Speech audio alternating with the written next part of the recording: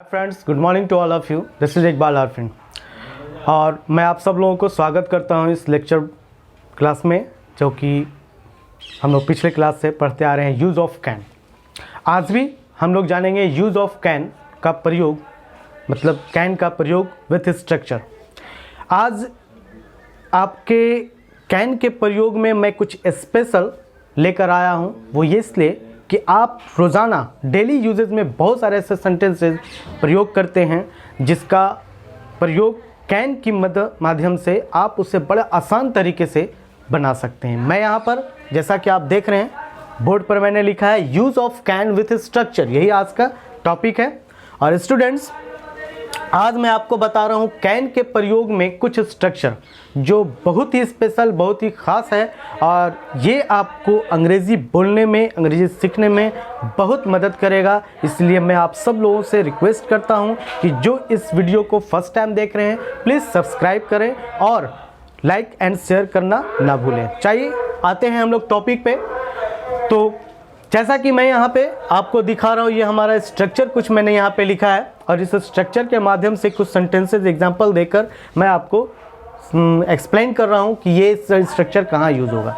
आप देखिए, पहला स्ट्रक्चर है जो कि यहाँ पे मैंने लिखा है subject plus can plus verb one plus object. इस स्ट्रक्चर का प्रयोग कहाँ पे करेंगे, उसका किस तरह का सेंटेंस होगा। हिंदी वाक्य के अंत में सकता है, सकती है, यानी हिंदी वाक्य के अंत में काम क्रिया शब्द के साथ सकता है, सकती है, सकते हैं दिया हो तो आप ये स्ट्रक्चर का प्रयोग करेंगे। और इस स्ट्रक्चर के माध्यम से, जैसा कि मैं बोल सकता हूँ, वह पढ़ सकता है, वे लोग आ सकते हैं, ऐसे वाक्यों में ये स्ट्रक्चर यूज करेंगे। फर्स्ट एग्जांपल है Ram can solve this question. Ram इस प्रश्न का हल कर सकता है। इस तरह का वाक्य के लिए ये स्ट्रक्चर। दूसरा example, you can write an application.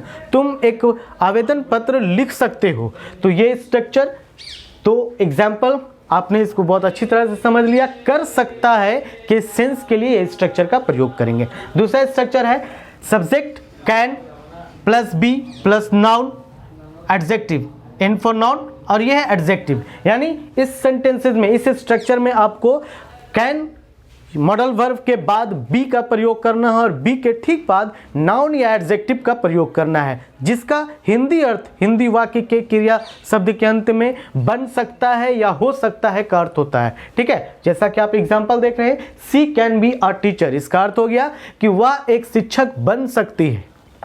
दूसरा एग्जांपल है दे कैन बी इंटेलिजेंट। वे लोग बुद्धिमान, वे लोग तेज हो सकते हैं। तो ये दो एग्जांपल जिसमें आपने देखा बन सकता है, हो सकता है का अर्थ निकल रहा है। चलिए आइए तीसरे एग्जांपल पे आते हैं।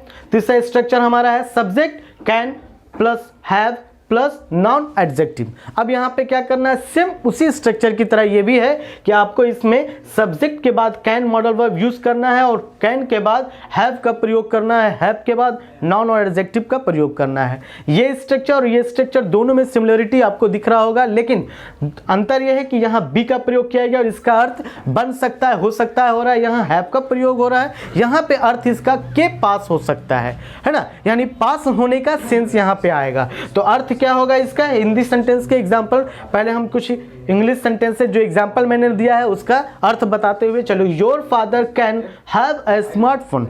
तो इसका अर्थ ये हुआ कि तुम्हारे पिताजी के पास एक स्मार्टफोन हो सकता है। तो इस सेंटेंस में आपने क्या सीखा, इस सेंटेंस में बताया गया कि तुम्हारे पिताजी के पास एक स्मार्टफोन हो सकता है, यानी पास होने का अर्थ बता रहा है और साथ ही साथ सकता है मीनिंग बता रहा है। तो ऐसे सेंटेंसेस के लिए आप कैन हैव का प्रयोग करेंगे जहां पे पास हो सकता है का अर्थ निकलता है। दूसरा example, Anu can have your address. तो इसका अर्थ क्या हुआ कि अनु के पास आपका पता हो सकता है। जी हाँ, इस सेंटेंस में भी आपने क्या देखा कि इसमें भी पास होने का अर्थ बता रहा है। तो जहां पास हो सकता है का अर्थ हो वहां पे आप कैन हैव का प्रयोग करेंगे। चलिए उसके बाद आइए फोर्थ स्ट्रक्चर की ओर। फोर्थ स्ट्रक्चर में है subject plus can plus be plus verb four plus object. अब इस सेंटेंस में, इस तरह के स्ट्रक्चर में आप किस तरह के एग्जाम्पल लेंगे, किस तरह का सेंटेंसेज होगा।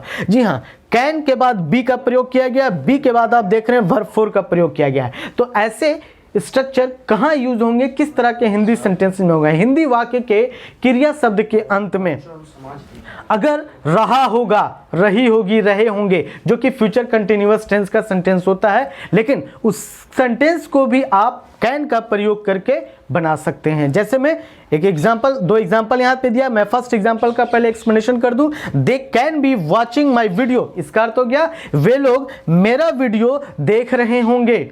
जी हाँ, देख रहे होंगे, रहे होंगे का अर्थ यहां होता है। चलिए दूसरा एग्जांपल है Monu can be coming here, Monu यहां आ रहा होगा। तो इस तरह का अर्थ जहां आए वहां पे आप can be plus verb four का प्रयोग करेंगे। तो ये चार स्ट्रक्चर। अब आइए दूसरी तरफ, मैं ये चार स्ट्रक्चर के बारे में और बता रहा हूं। चार ये, अगर ये फिफ्थ स्ट्रक्चर की ओर, पांचवा स्ट्रक्चर जो है subject plus can plus have plus to plus verb one plus object. जी हाँ, इस स्ट्रक्चर में आप क्या देख रहे हैं कि इस स्ट्रक्चर में कैन के बाद फिर हैव का प्रयोग किया गया और हैव के बाद टू प्लस वर्ब वन का प्रयोग किया गया है। ठीक है, to plus verb one plus object का प्रयोग किया गया है। देखिए यहां सेंटेंस का अर्थ क्या होता है। इस स्ट्रक्चर का प्रयोग हम लोग वैसे सेंटेंस में करेंगे जिस हिंदी वाक्य के क्रिया के अंत में करना पड़ सकता है, करना हो सकता है का अर्थ हो, वहां पे ये स्ट्रक्चर का प्रयोग करेंगे। जैसे you can have to learn English, तुम्हें अंग्रेजी सीखना हो सकता है ना, तुम्हें अंग्रेजी सीखना पड़ सकता है, ऐसे अर्थ के लिए ये स्ट्रक्चर का प्रयोग करेंगे। दूसरा है Manish can have to sing a song, Manish को गाना गाना पड़ सकता है, मनीष को गाना गाना हो सकता है, तो पढ़ सकता है, हो सकता है, इस तरह के अर्थ के लिए आप ये स्ट्रक्चर का प्रयोग करेंगे। चलिए उसके बाद आइए अगला स्ट्रक्चर की ओर।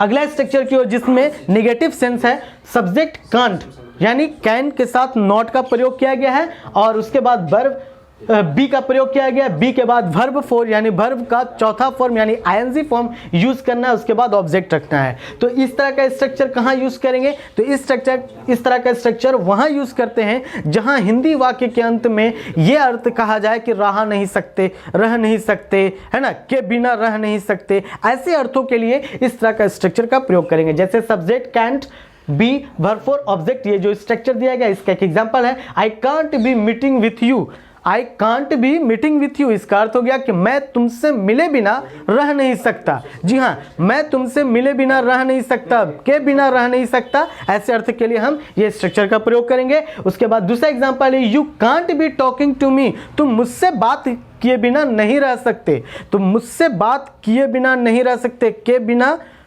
नहीं रह सकते, ऐसे सेंटेंस के लिए, ऐसे अर्थ के लिए आप ये स्ट्रक्चर का प्रयोग करेंगे। चलिए उसके बाद आइए अगला स्ट्रक्चर है subject can't have object plus verb one. ये सेंटेंस, ये स्ट्रक्चर जो आपने देखा, इस स्ट्रक्चर में भी नेगेटिव सेंटेंस है। इसका भी क्या अर्थ क्या होता है, इसका अर्थ भी समझ लीजिए। तो subject can't have object plus verb one, ये स्ट्रक्चर का प्रयोग हम लोग खास तौर पे किसी को मना करने के लिए, किसी को रोकने के लिए, कोई काम को रोकने के लिए या मना करने के सेंस में हम इस स्ट्रक्चर का प्रयोग करेंगे और इसका हिंदी वाक्य के क्रिया के अंत में नहीं दे सकता का अर्थ होता है। जैसे यहाँ एक एग्जांपल, दो एग्जांपल दिया गया, मैं फर्स्ट एग्जांपल समझा दूं आपको पहले।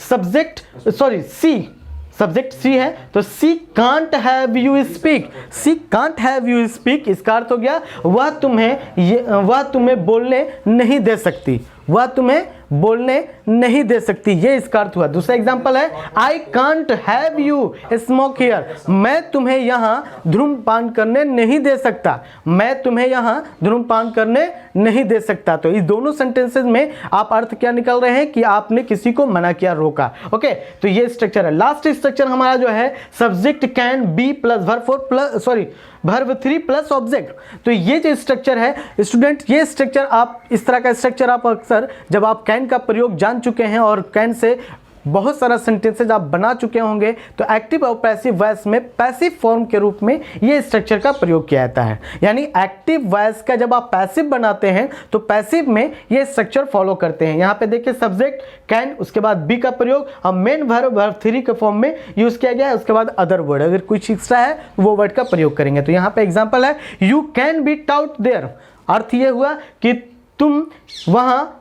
तुम्हें वहां पढ़ाया जा सकता है, तुम्हें वहां पढ़ाया जा सकता है, ये पैसिव फॉर्म के रूप में। उसी तरीके से दूसरा एग्जांपल है Rahul can be awarded, Rahul को पुरस्कारित किया जा सकता है। यानी इस दोनों वाक्य के अर्थ में आप क्या समझ रहे हैं, किया जा सकता है ना, दिया जा सकता है। यानी इस तरह के अर्थ, ये जो पैसिव फॉर्म का जो सेंटेंस होता है वैसे अर्थ को बताने के लिए सेंटेंसेस ये स्ट्रक्चर का प्रयोग करते हैं। तो स्टूडेंट्स, आज मैंने आपको बताया यूज ऑफ कैन, कैन का प्रयोग विथ स्ट्रक्चर, स्ट्रक्चर के साथ। अब ये स्ट्रक्चर का प्रयोग करके आप डेली यूज में होने वाले जितने तरह के भी सेंटेंसेज होते हैं उस सभी सेंटेंसेस का आप बहुत अच्छे से, बहुत आसानी से प्रयोग कर सकते हैं और बड़ा आसान बना सकते हैं अपने वाक्य को, अपने सेंटेंस को और अपने इंग्लिश को और अच्छा भी बेहतर कर सकते हैं। तो स्टूडेंट्स, आज का टॉपिक हमारा ये था। अब मैं आपको नेक्स्ट टॉपिक लेकर फिर से आऊँगा। तो मैं फिर एक बार आप सब लोगों से रिक्वेस्ट करता हूँ कि आप इस चैनल को सब्सक्राइब कीजिए और हाँ, वीडियो को अंत तक देखिए, समझिए, ताकि इस सारा स्ट्रक्चर आपके